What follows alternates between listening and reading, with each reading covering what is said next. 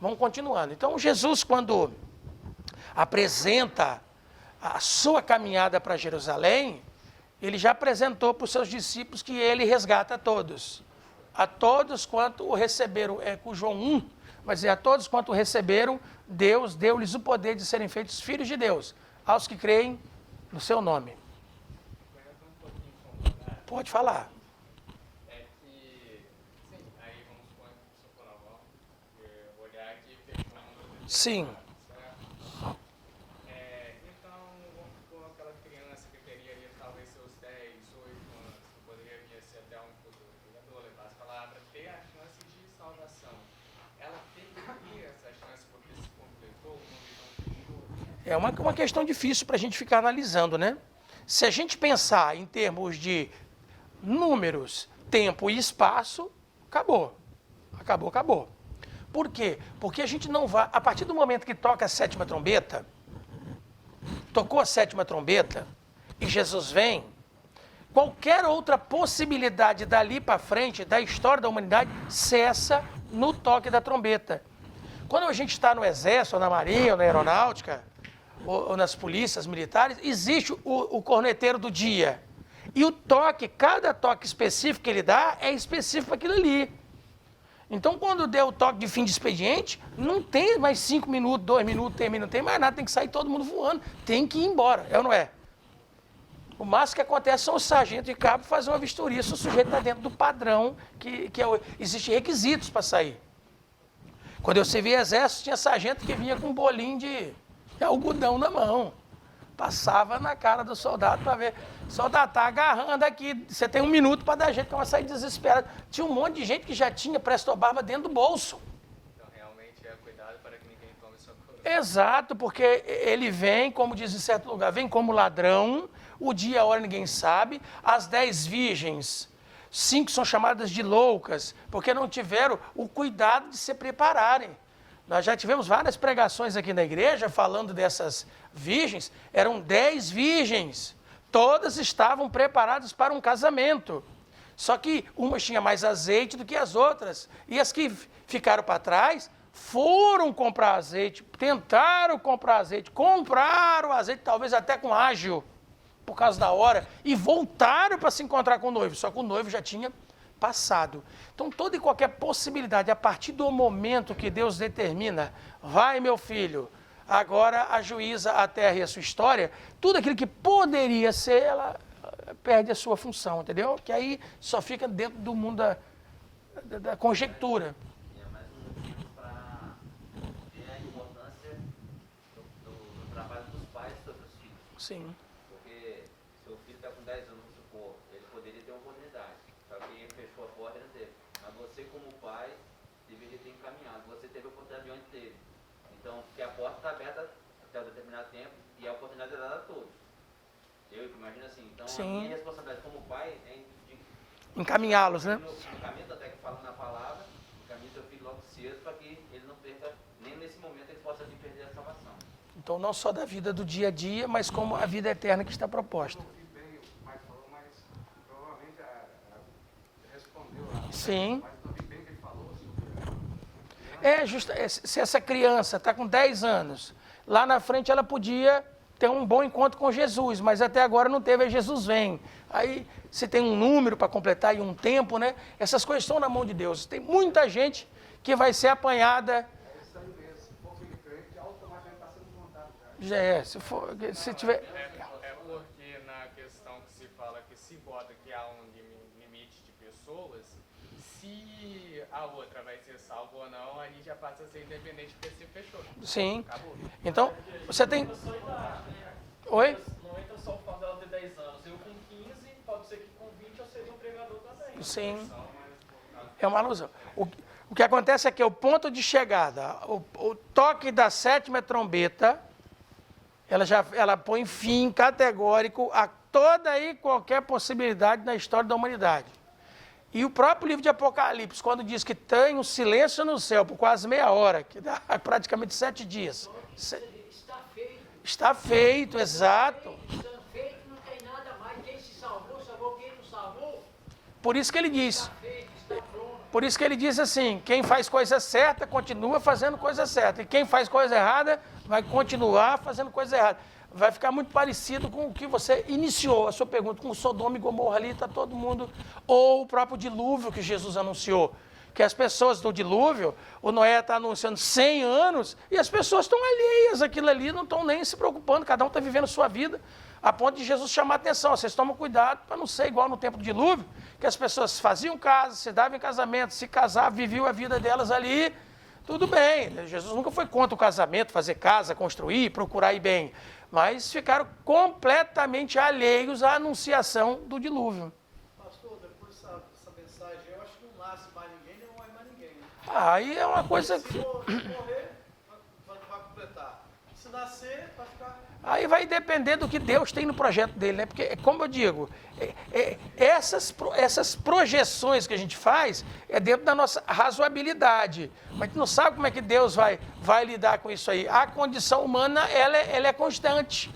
Crescer, multiplicar, construir casa, morar nela, compor, ter família. Aí vai aceitar Deus, não vai aceitar Deus? Como é esse processo, né? A história continua. No Apocalipse é que disse, vai chegar um tempo que depois desse tempo ali, que ainda não é o toque da trombeta, o que for, será. O que é, continua sendo. Nas pessoas, como gente, como seres humanos. E no dia do juízo, Deus vai juizar. E ele tem uma balança equilibrada, ele é um justo juiz. A Bíblia chama ele de bom. Jesus chama ele de bom. Um moço chama Jesus de bom, lá não em Mateus, mas em Marcos e Lucas, e Jesus sempre chama de bom, rapaz, bom mesmo é Deus. Ele faz a parábola e diz, olha, eu estou pagando do que é meu, não estou praticando injustiça contra você, porque nós dois, quem começou a trabalhar o dia, né, bem cedinho, o que nós acordamos, eu estou te pagando, e está parecendo mal ao teu olho por eu ter uma atitude boa, por eu ser um homem bom. No caso, é o bom Deus que vai dar a cada um, segundo as suas obras, quer sejam novos, quer sejam velhos, quer sejam grandes, quer sejam pequenos, quer sejam homens, quer sejam mulheres. Podemos ter certeza absoluta que Deus vai ajuizar da melhor maneira. E dos que vão ajuizar Israel, os 12 apóstolos, Jesus apresenta para eles um trono, para se assentarem e julgar. Nesse dia, naquela hora, eu só vou fazer um comentário e vamos para o versículo para frente, tá? Porque senão a gente vai ficar segurando aqui ainda. O Judas era contado. O Judas estava sendo contado. Independente se Jesus já sabe o que ele vai fazer ou não, ali as atitudes dele, por enquanto ali, ele está junto. Ele está fazendo parte. Então, não é uma coisa para a gente ficar dentro de casa agora, ai meu Deus do céu, agora estou desesperado. Por quê? Porque se o Judas desceu com Jesus, aconteceu que ainda perdeu o trono e o lugar ainda morreu do jeito que se matou, imagina eu. Esses acontecimentos bíblicos é apenas para dar uma noção, para a gente entender o processo de salvação que Deus tem com a humanidade e o processo de intimidade de Jesus com cada um de nós. E os erros e acertos dele é para a gente aprender e colocar em prática a coisa certa. Não é para entrar em desespero, se achando menor ou incapaz. Oi? Mas o crente pode se imaginar nos 11. Exatamente. É melhor se imaginar nos 11 do que num, que não foi. Exatamente isso aí. Exatamente isso aí.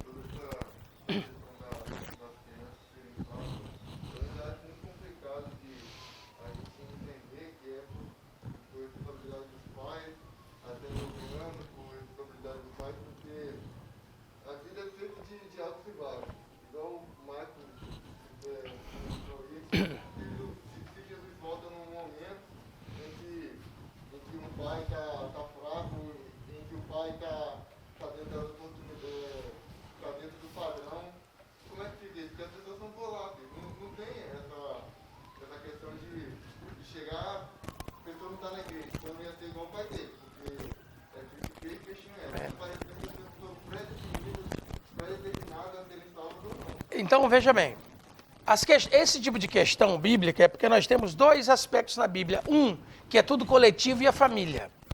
Dois, a partir do profeta Ezequiel, você tem quando um pai não é culpado pelo pecado do filho, nem o filho pelo culpado do pai. Que nós não vamos ouvir mais que o dente ficou sem corte porque o pai comeu uva verde e o filho tem o dente cego. que não consegue morder direito. Então, uma coisa nós temos que confiar, preste atenção. Deus sabe e Deus é bom. Ponto. Você pode ter certeza que no dia e na hora, Ele vai tomar a melhor decisão. E todos ficarão confortáveis diante da decisão de Deus. Esse programa é constante, porque se Jesus vier para você no ponto baixo, ficou. É complicado.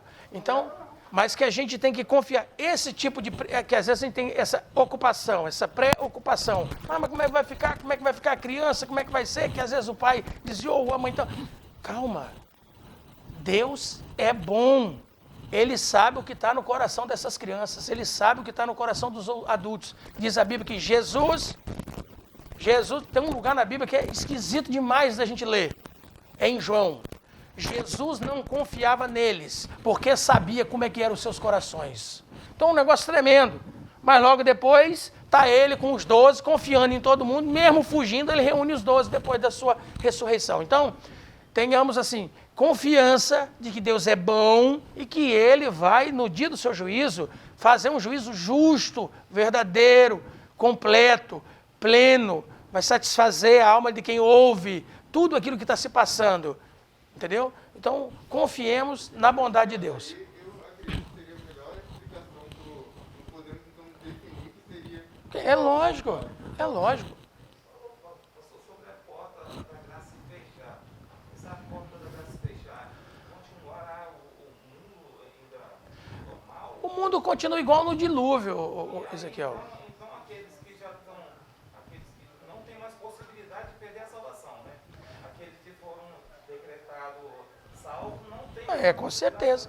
Porque a Bíblia diz que quem faz coisa certa continuará fazendo coisa certa. Quem faz coisa errada vai continuar fazendo coisa errada. Que tempo é esse como é isso? A gente julga através das palavras. Mas como eu disse, Apocalipse não é um manual de roteiro de itinerário. Então, quando ele diz que vai ter silêncio no céu, quase meia hora, em profecia vai dar 7 dias. Como é que é esse espaço? Quando começa isso? Por isso que a gente tem que viver cada dia como se Jesus voltasse hoje. Para que quanto mais próximo dele nós prosseguirmos, porque ele nos resgata. O sangue de Jesus tem poder de resgate e salva todos. Entendeu?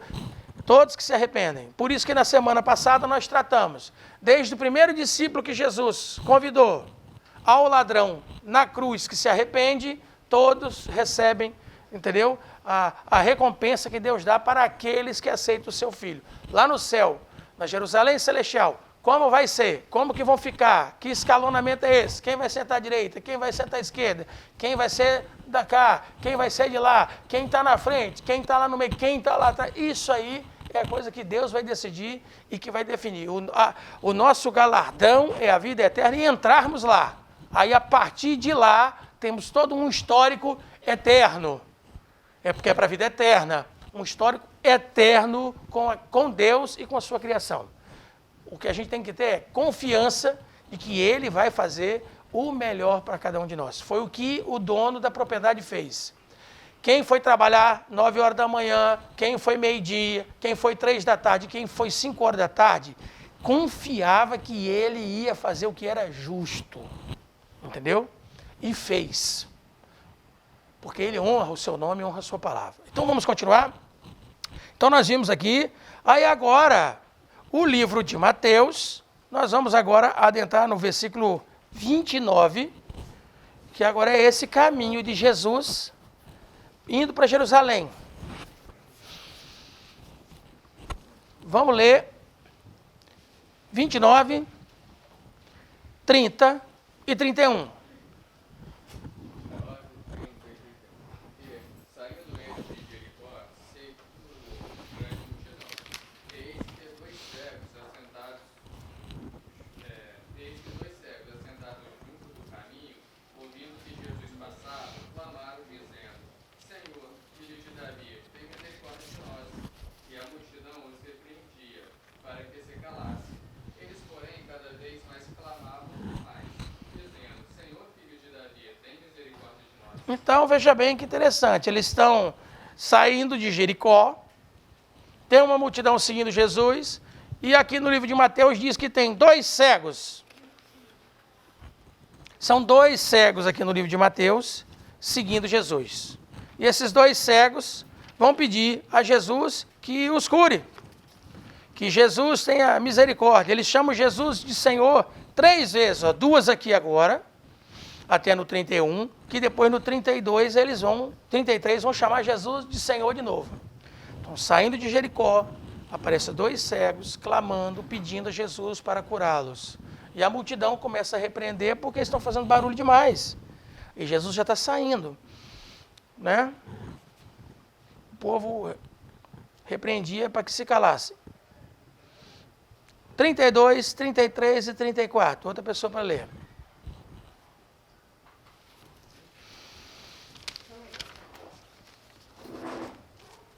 E Jesus parando, chamou-os e disse: Que queres que vos faça?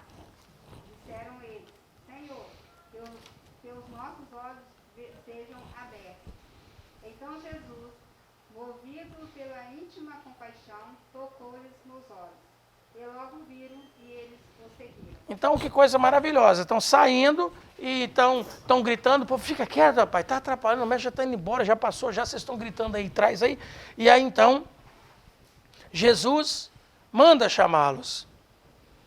E pergunta, o que vocês querem que eu faça com vocês? Eles falam que nossos olhos sejam abertos. Inclusive, há uma variante no manuscrito curético, da versão velha siríaca, que diz assim, e que possamos ver-te, depois que nossos olhos forem abertos. Ele pergunta assim, o que querem que vos faça? Que nossos olhos sejam abertos, porque queremos ver-te, depois que nossos olhos forem abertos. Eu quero ver você, então quero ver o Senhor. E eles estão chamando aqui Jesus, filho de Davi. Gente, não tem menção. Está aqui. Eu não estava achando minha observação. Não há menção na Bíblia, tá certo? Na Bíblia, que Davi curasse alguém. Estou dizendo, quando a gente vai fazer uma análise do texto, que é para ser curado. Jesus, filho de Davi, nos cure. Entendeu? Não tem menção na Bíblia. Mas nos tempos de Jesus, muita gente dizia, pregava e anunciava que Salomão tinha esse poder de curar pessoas. Porque ele era o mais sábio, mais rico e tudo, então tinha. Talvez é essa a ligação, que tinha filho de Davi, semelhante a Salomão. Isso é uma possibilidade do texto. Mas quando a gente abre esse mesmo texto, em Marcos, capítulo 10, vamos lá. Aí agora é Marcos 10. Alguém para ler para nós do 46, então, ao 52. Aí nós vamos fazer a leitura de carreirinha.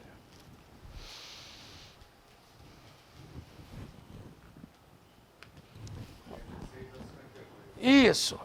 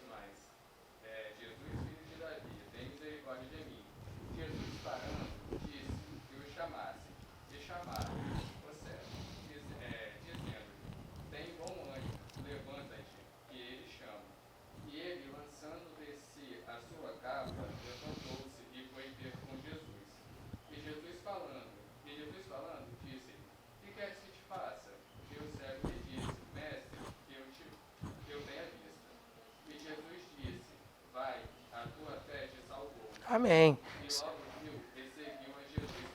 Então veja bem que a história está dizendo, ó, Mateus disse que eram 2. Marcos agora está dizendo que era um só e deu o nome. Agora vamos lá para Lucas. Lucas capítulo 18. Lucas 18.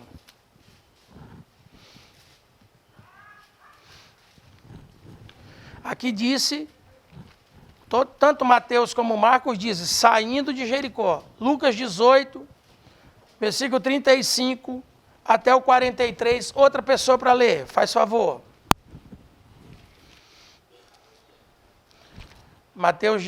Lucas 18, 35 ao 43. Vamos ler? Quem não leu ainda, faz favor.